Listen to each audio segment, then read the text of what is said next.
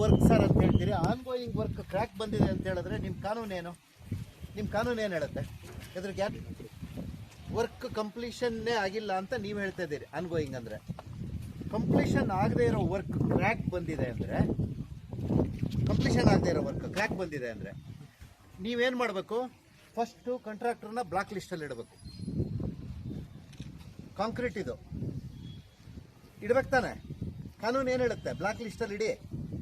ಆಮೇಲೆ ನಿಮ್ಮದು ಅದನ್ನು ಡಿಮಾಲಿಷ್ ಮಾಡಿಸಿ ಹೊಸ ವಾಲ್ನ ಹಾಕಿಸಿ. ಇಲ್ಲೇನಾದರೂ ಧರಿಸಿ ಬಿದ್ದು ಹೋದರೆ ಅವ್ರ ಭಾವನೆ ಇದೆ ರೀ ಮಸೀದಿ ಜೊತೆ.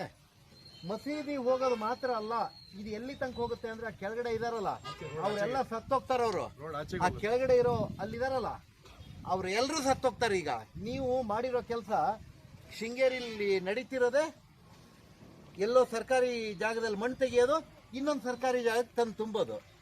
ಇದನ್ನೇ ಮಾಡ್ತಾ ಇದ್ದೀರಿ. ಹಾಗಾಗಿ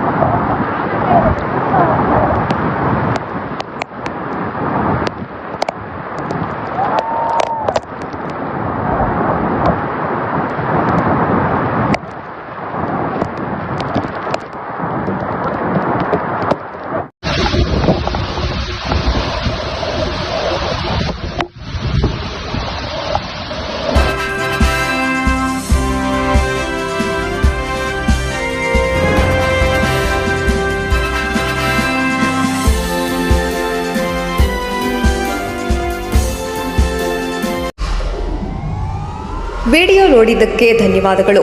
ಮುಂದಿನ ವಿಡಿಯೋದಲ್ಲಿ ಸಿಗೋಣ. ಕ್ಷಣ ಕ್ಷಣದ ಸುದ್ದಿಗಾಗಿ ವೀಕ್ಷಿಸಿ ನ್ಯೂಸ್ ಕರ್ನಾಟಕ, ಸದಾ ನಿಮ್ಮ ಜೊತೆ.